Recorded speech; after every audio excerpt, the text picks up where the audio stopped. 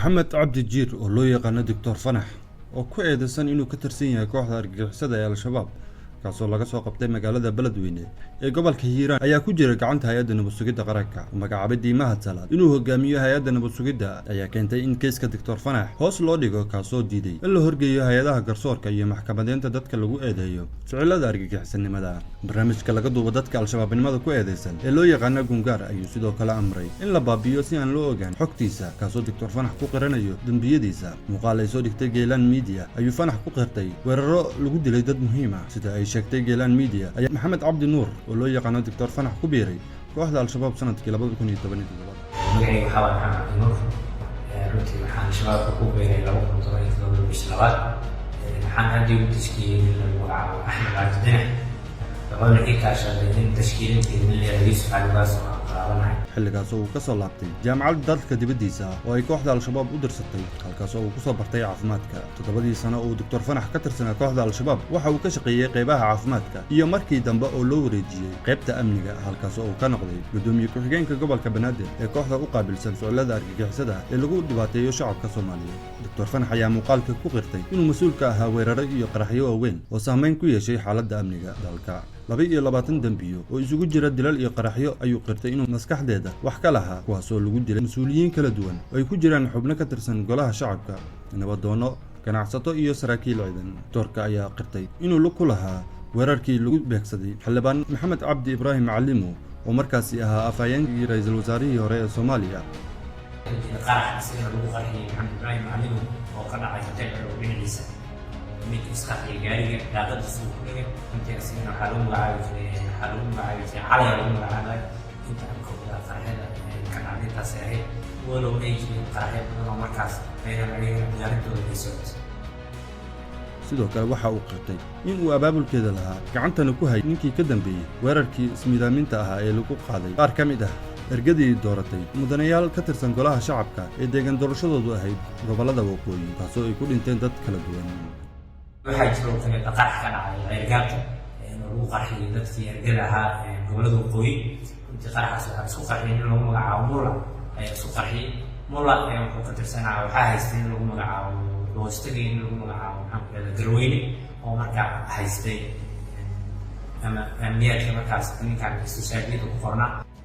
dhammaad bishii Febraayo ee sanadkan ayuu Dr. Fanax qirtay inuu lahaa qorshaheeda qarax weyn oo ka dhacay magaalada Beledweyne ee gobolka Hiiraan taasoo ay ku qaadeen koob lagu magacaabo Baar Xasan Dhiif halkaasoo ay noloshooda ku waayeen in ka badan 15 qofood muuqaalka waxa uu ku sharaxay cidda lagu beegsaday iyo ujeedka qaraxa runtii markaas soo koobo waxyaabo badan oo jiraan kooga markaas soo koobo haddii aan ku bilaabo arrintii ka dhacday Beledweyne gaar ahaan Xasan Dhiif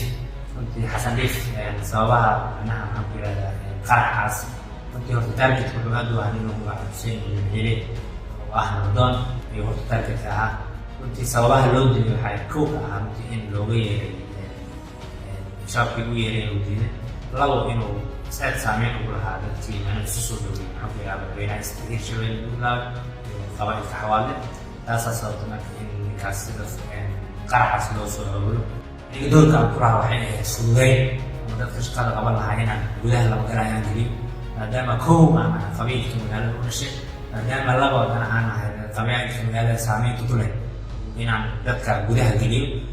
waxyaabaha cusubra ka wada hadal waxay ahayd inaan dhaafiyo keliya wajhiga koowaad si ayagana ay markaa ay u qabsadaan waa jirtay intaan kadib waxaa jirtay marka cabdishakuur isa soo aragnay waan soo ballannay shaqada qaabka loo qaban lahaa kadib waxaa gacanta ugu dhigaya mas-uuliyadda sidoonka kii Xasan Dhiif runtii Xasan Dhiif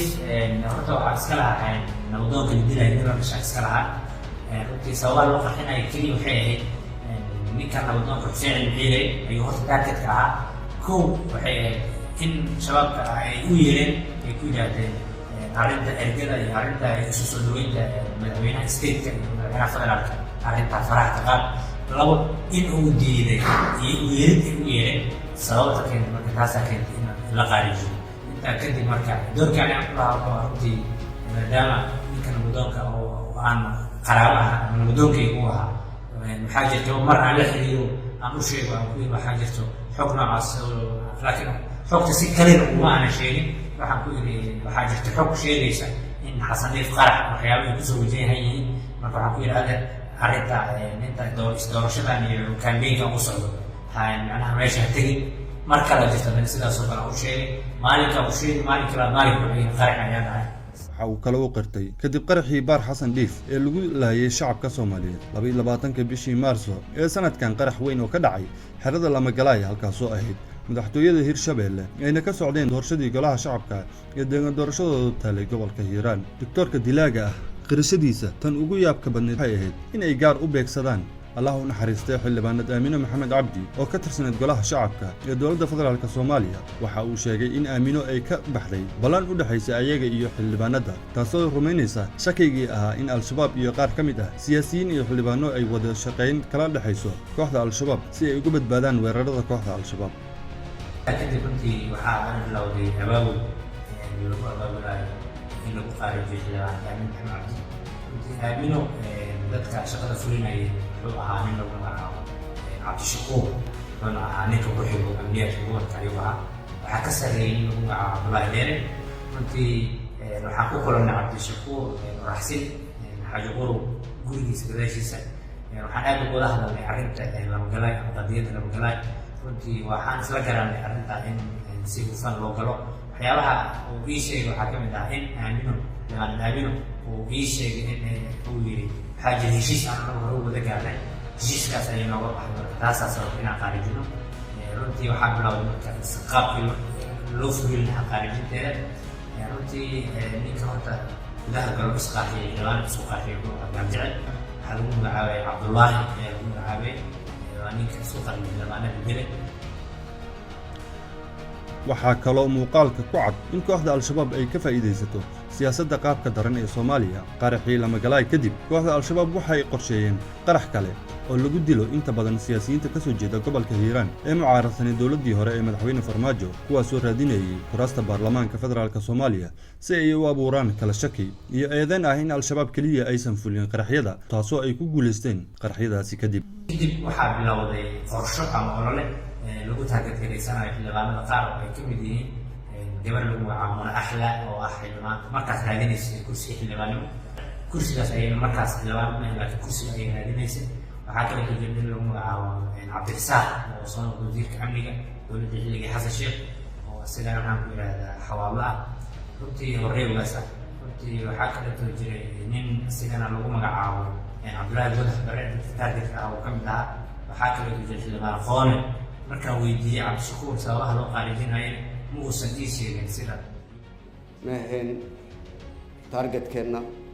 madaxweyne Farmaajo ee wuxuu ahaa dadkii falkaas geystay igraan tahliil oo ay aamin cadaaladda u raadinaysay in maxkamad la saaro laakiin waa la siyaasadeeyay mana ka harayno hadduu Allah subxaanahu wa tacaala idmo waxaan kaloo aaminsanahay sidaan u aaminsanahay in aan cawadaba dhiman karo in aamina gacanta ka gardaran ee dishay ee ahayd gacantii igraan ka dambeysay sababtaas saas u leeyahay wax kale maahan walaalkay Cali Guudlaawe subaxii dhaweed oo soo wacay oo ay iskhilaafeen gudoomiyaha siid ee Hirshabeelle kaasoo doonayay in kuraasta ay u xirnaato oo dad gooni ah la siiyo markuu walaalkay madaxweyne Guudlaawe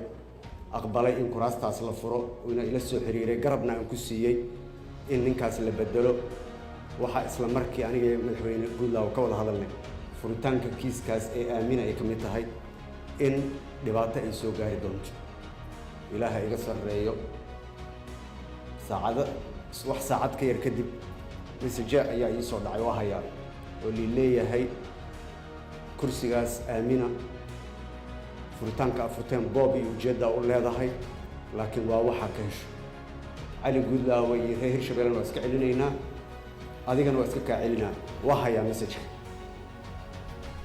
ugu dambeyntii Dr. Fanax waxa uu wali gacanta ugu jiraa hay'adda nabad sugidda iyo sirdoonka qaranka dacwada kiiskiisa ayaa hoos loo dhigay iyadoo la diiday in la horgeeyo hay'adaha garsoorka ee gacanta ku haya ila wareedyo ka soo baxay hay'adaha amniga ayaa sheegayo in la rabo in kiiska Dr. Fanax loo adeegsado qaab siyaasadeed oo isla markaana laga sameeyo gungaar cusub taasoo laga doonayo in loo ekeysiiyey in dowladda cusub uu hogaaminayo madaxweyne xasan sheekh tahay midda ka dambeysay soo qabashadiisa.